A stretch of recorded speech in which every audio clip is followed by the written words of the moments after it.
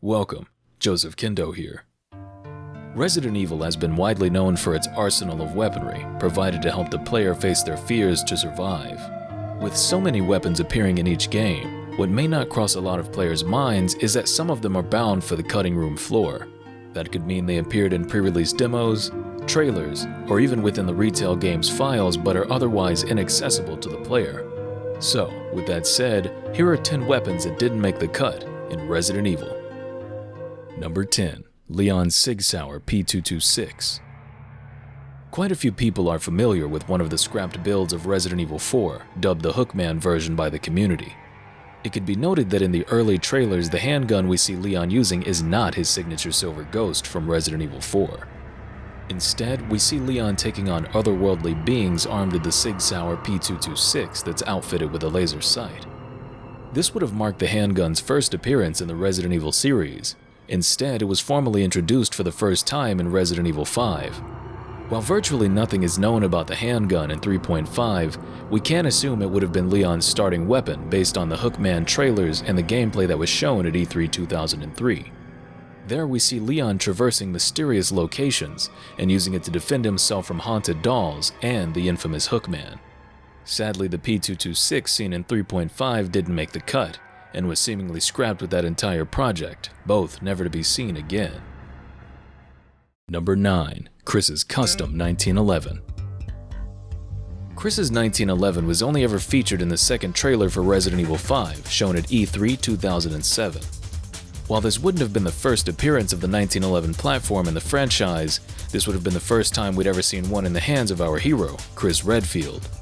While difficult to make out in the fast-paced trailer, Chris's 1911 does seem to be customized to some extent. The more obvious modifications include a threaded barrel, a ring-style hammer, and the laser sight, which at this point in the franchise was the new staple. Taking a closer look at this gun, though, seems like the designers wanted to combine a 1911 with a Beretta 92F. This very well could have been before they decided to license the firearms and use their real names and likenesses. While it could be assumed that this would have served as Chris's starting handgun, it was seemingly replaced by the Beretta 92F in the retail version of Resident Evil 5, leaving the 1911 behind only to ever see the light of day through that early E3 trailer. Number 8. The FN P90. Under the name Submachine Gun FP, the FN P90 was left out of the large selection of weapons featured in Resident Evil Outbreak, leaving behind only an inventory icon for the gun, its magazine and gun sound, as well as a brief examination description which says, "A small machine gun designed with ergonomics in mind." We can only assume that statistically it would have performed similar to the standard submachine gun, albeit altered slightly. These alterations would have likely been made to the gun's capacity and the ability to shoot through multiple enemies. The P90 wasn't cut in its entirety though. It stuck around inside of the game's files and some talented modders managed to actually get it back into the game. Well yeah, sort of. In earlier tests, the animations for aiming and shooting weren't found, thus making the player character default into a T-pose or stay in their idle animation when attempting any kind of combat. After more digging, the animations were discovered, but it still lacks the associated model of the P90. Even though this iconic submachine gun never got its appearance in Outbreak, Capcom made sure it did get some time in the spotlight in Resident Evil Revelations, used by agents of the FBC, most specifically Parker Luciani, while defending the FBC headquarters on Terra Grigia. Number 7. The Automag Handgun. While Code Veronica has a very unique set of weapons for a Resident Evil title, it still has the basic foundation laid down by its predecessors. The game's Magnum, the Colt Python, returns from Resident Evil 1, but it looks like this may have originally not been the plan, or maybe Code Veronica was due to feature 2 different Magnum handguns. Looking into the game's inventory textures, there's an unused inventory icon that we can identify as the Automag, a semi-automatic self-loading .44 caliber handgun made famous by its unique design. There isn't much left regarding the gun anywhere else in the game's files, and the hex values for the items in the inventory completely skip over the gun, so the gun may have been scrapped soon after the inventory icon was made. The Automag would go mostly unseen until its first official appearance as an unusable weapon in Resident Evil Darkside Chronicles, placed in the role as Javier Hidalgo's custom sidearm. We wouldn't actually get the chance to use this handgun until the 2017 release of Resident Evil 7, where the Automag can be found locked away in a bird cage located inside the trailer of Zoe Baker. Number 6. The Calico M950. Resident Evil 2 would expand its arsenal coming fresh off the heels of Resident Evil 1 by adding new weapon types and customizations. It also had a unique feature that gave unlockable costumes new animations and even gave Claire a brand new unique cult single-action army. Makes you wonder what they possibly had planned for Leon. Well, it seems like the Calico M950 may have been that gun. If you hack the cult single-action army into Leon's inventory, the model he's seen holding turns into the M950. This unique handgun uses a helical-style magazine that loads into the top of the gun, with a capacity that tops off at a whopping 50 rounds of 9mm. Judging by the fact that the Calico left behind an inventory icon and even a working player model, this weapon must have been axed late in the production of Resident Evil 2. While not the same model, a Calico does return later in Resident Evil Code Veronica. The Calico M100P is seen being used by one of Rockford Island's former security force members, and if obtained, utilized by Claire throughout the game. These special 22 long rifle chambered handguns are rather unique and carry on the legacy of the cut Calico M950. Number 5. The REmake laser gun. While 2002's Resident Evil comes in as a definitive remake when compared to some other entries in the series, you would be surprised to know that there was possibly a weapon that didn't make the cut. During its development, Capcom would share developer diaries on the official website, showcasing concepts, new technology, and techniques they were able to utilize when remaking the first Resident Evil.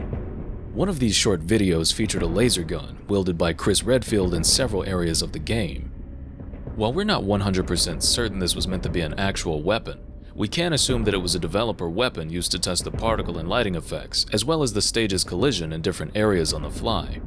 And judging by the fact that it uses the flamethrower weapon model and not a unique design, only further aids that point.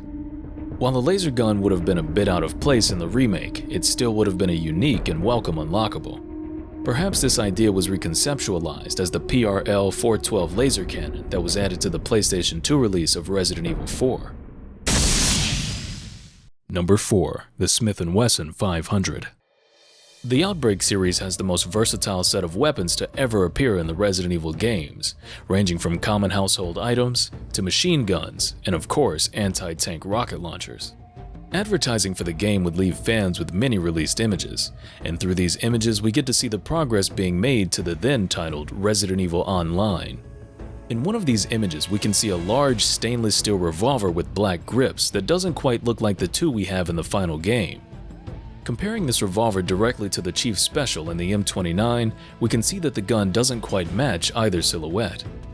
Aside from this sole pre-release image, there was never anything else seen for this unknown revolver, and unlike the P90 was seemingly not left lurking in the files, or so we thought. While recording footage for this video, we accidentally uncovered the Smith & Wesson 500 through the use of Cheat Engine. This revolver has a unique inventory icon that only exists in File 2 that isn't the same as the beta image and is referred to as just the Model 500. The gun has no weapon model. However, the description of this revolver states, "A new type of Magnum revolver uses customized 500 type rounds." The 500 also left behind its unique ammunition, seen as high-power revolver rounds. The description for these reads, 500 type rounds used for the 500 model. This would have been the gun's first appearance in the series, as it was set to appear in both Outbreak titles, which would have predated the hand cannon in Resident Evil 4. Having a gun like the Model 500 appear in Outbreak would have been anachronistic, which is likely the reason it was cut. Even the description stating the Model 500 is a new type of Magnum revolver alludes to the fact that while the Outbreak games were in full development in 2003, the 500 had just hit the market. But had the 500 existed in 1998, it would have been a great addition to the scenario Wild Things, to help players take down Oscar, the Raccoon Zoo's star and most famous attraction. Number 3. The Ruger Super Redhawk. Resident Evil and large magnums go hand in hand, and for Resident Evil 2's original prototype dubbed 1.5, the developers were definitely going big coming from the Cult Python in Resident Evil 1. The Ruger Super Redhawk served as 1.5's magnum and was shown as S Redhawk in-game. It left behind only a prototype inventory icon, and like most of the items in the 40% build of 1.5, could not be examined. The revolver held 6 shots and was one of the most powerful weapons to be featured in 1.5, only being rivaled by the explosive weaponry.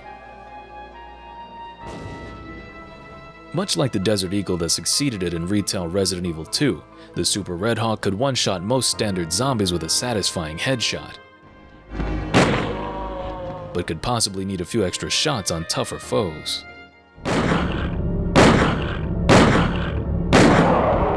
While the Super Redhawk didn't make it beyond the 1.5 prototype of Resident Evil 2, it technically wasn't scrapped entirely. If you search around the internet, you may be able to use this gun for yourself, if you have the patience.